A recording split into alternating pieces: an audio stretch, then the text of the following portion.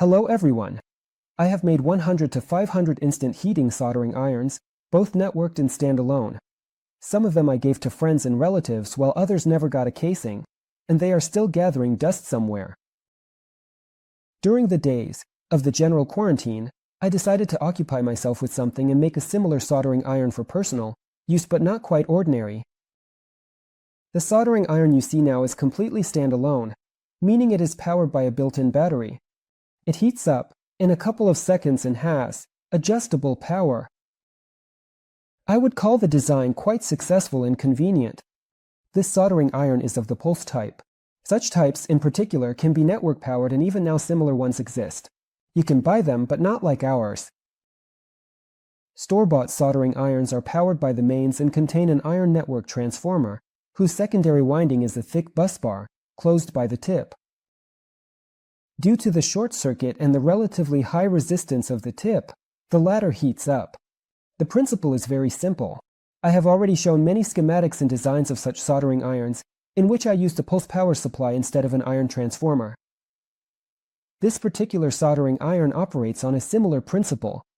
It's fully pulse-based, just internally. It has a step-down voltage converter. The converter is powered by high-current lithium-ion batteries. The converter includes a pulse transformer, whose secondary winding is short-circuited by the iron tip. The current in this winding is enormous, which causes the tip to heat up. To questions like why not just short-circuit the tip directly, bypassing the converter, I'll answer briefly. You'll either kill the battery or melt the tip. In this case, the voltage on the secondary winding is very low, but due to the large wire cross-section, the current is high. Plus, we can adjust the power of the converter and the overall temperature of the tip. Schematic. This is a full-fledged two-phase step-down converter, just in a smaller size. Push-pull topology. We have a pulse ring transformer, which is controlled by a pair of powerful RF3205 MOSFETs, and they are controlled by the SG3525 PWM controller. The operating frequency of the PWM controller depends on the values of the specified components. With this setup, the output frequency will be around 30 to 32 kHz. The specified resistor is responsible for the dead time. This is the pause during which the transistors are closed. It is needed so that the internal driver of the PWM controller has time to fully discharge the gate of the transistor on one side before the other transistor opens. In this case, since we only have one pair of transistors or just one in each leg, there is no point in making the dead time too long. The specified capacitor is responsible for the soft start. This is the gradual increase in the duration of control pulses at the moment the inverter starts. It prevents the formation of large currents during startup. In the circuit, we have several variable resistors. Two of them are trimmers, and the third is responsible for power adjustment. In fact, power adjustment involves manually changing the duty cycle of the control pulses. This regulates the time the transistors spend in one of the two states. The longer the transistors are open, the greater the power. The secondary winding of the transformer is low voltage, but the current in this winding is large. It is loaded with the tip. Now regarding what the MT3608 boost converter board is doing here. Initially, I planned to power this soldering iron with 3 high-current 18,650 batteries, but later I changed my mind because the size of the soldering iron would be too large in that case. As a result, I reduced the number of batteries to 2, which means the total nominal voltage. And the MOSFETs I used are pretty cool. But in order for them to fully open and for their on-state resistance to be as low as possible, well, so they don't heat up, you need to apply control pulses with a voltage of at least 10 V to their gate.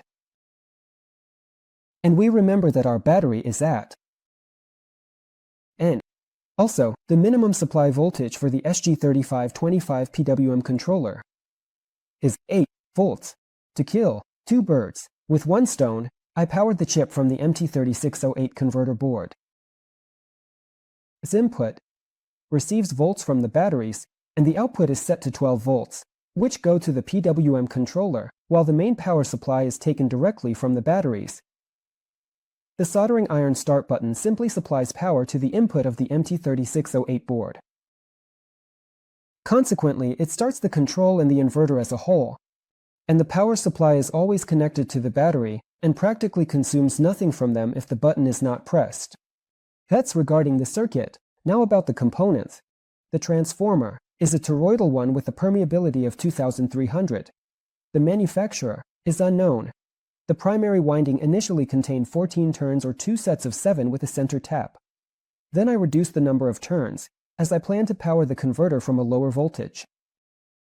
The winding is wound with a Litz wire consisting of 40 parallel wires with a diameter of mm. Each strand. Of course, all the wires are in lacquer insulation. The secondary winding has 2 turns also, Litz wire, although a copper busbar can be used. And Litz wire was chosen because it's easier to wind. The number of strands in the secondary winding is 140. The wire is the same as in the case of the primary winding. Field effect transistors, any with a drain source voltage of 20 to 30 volts and a drain current of 30 amperes or more. Select transistors with the lowest possible on-state resistance. At low power, the transistors are cool, but they need to be mounted on a heatsink. If the heatsink is shared, the transistor substrates must be insulated. In my case, a pair of aluminum angles serve as the heatsink. The batteries are like these, standard 18650 connected in series. These are not regular batteries, but high current ones, meaning they can be discharged at high currents of 20 to 30 amps. Regular lithium-ion batteries from laptops won't work here, as the circuit consumes huge currents, especially when the tip is heating up.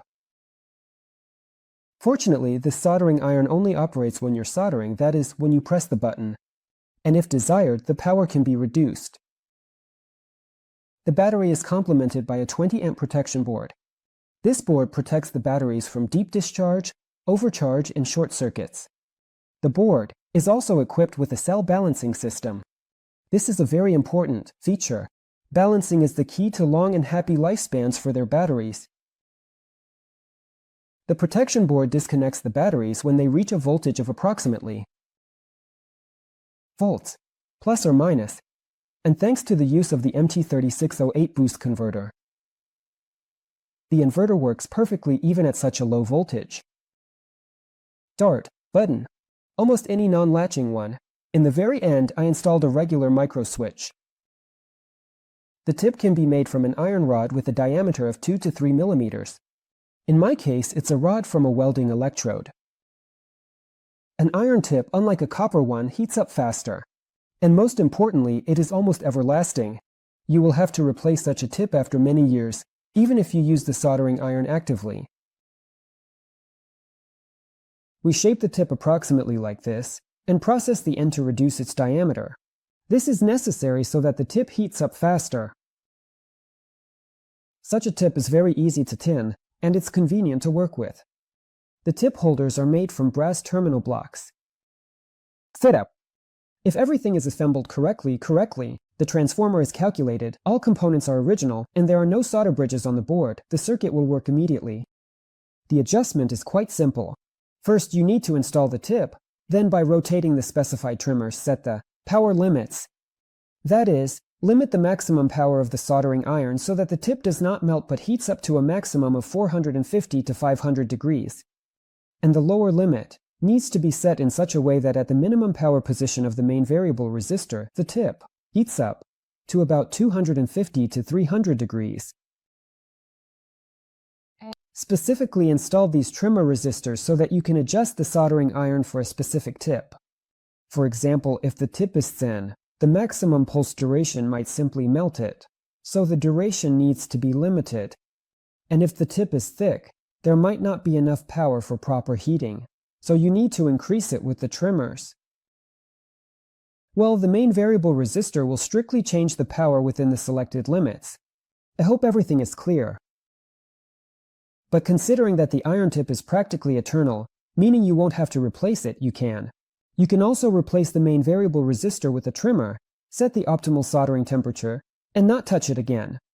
And if power adjustment is needed, this resistor is brought outside the case and an analog temperature scale is made. That's all. I want you to understand correctly. Power adjustment. It's here. But this is not thermostabilization. The set temperature on the tip will not be maintained stably and depends on the supply voltage. The case is taken from an electronic transformer of 150 volt-amperes. The case is metal with holes for natural cooling. One of the sides of the case has been removed. In its place is a piece of fiberglass, to which the tip holders are glued. The bottom of the case is insulated with several layers of Kapton tape to prevent accidental shorts between the board traces and the case. The transformer is additionally secured with epoxy. The holders are glued with superglue and baking soda. This is not the best solution in terms of aesthetics and repairability. But there's nothing here that can break. And I'm not planning to send the soldering iron to an exhibition, so I didn't put much effort into its appearance. The batteries are installed in the handle. The handle is taken from an ancient soldering iron of the same type. It is made of plastic. What is the power of such a soldering iron? Considering the short-term operating mode with the appropriate transformer, you can get up to 200 watts. In my case, the maximum power is limited to 120 watts. My transformer is small, and the cooling conditions aren't great. This is more than enough, but if you use a thin tip, for example, then a power of 20 to 40 watts will be quite sufficient for comfortable work. This solution is more preferable, as it increases the battery life. I think there's no need to answer the question about how long the batteries will last. That's up to you. The thicker the tip, the more power is needed to heat it up. Therefore, the batteries will discharge faster. Considering that this soldering iron is only turned on during soldering, the battery charge will last for quite a long time. At the very end, I added a small LED that lights up only when the soldering iron is in use, illuminating the soldering area, and simultaneously serving as a work indicator. I am very satisfied with the soldering characteristics of this soldering iron. I have a fairly powerful cordless soldering iron, but it takes about 20 to 30 seconds to heat up. Tips. And our device heats up much faster. It all depends on the set power and the thickness of the tip. You can make it so that the soldering iron is ready 3 to 4 seconds after pressing the button. You can also solder large components, including tin pads. The power is sufficient. The tip cools down quickly as well, which is important. However, if you work for a long time without a break, the brass holders heat up. I think the main features are clear. Relatively compact size and lightweight compared to industrial soldering irons with a similar heating principle. Full autonomy, fast heating, and quite a lot of power. Of course, this soldering iron is not a competitor to soldering stations, for example, those using the same tips, AKT12. It is designed for working with components that are not so sensitive to high temperatures. I had only one task: to create an autonomous electric soldering iron that is more powerful and heats up much faster than industrial battery-powered soldering irons. It's important to note that you need to reinforce and generously tin all the power traces on the board. The soldering iron has considerable power, so we're doing everything properly.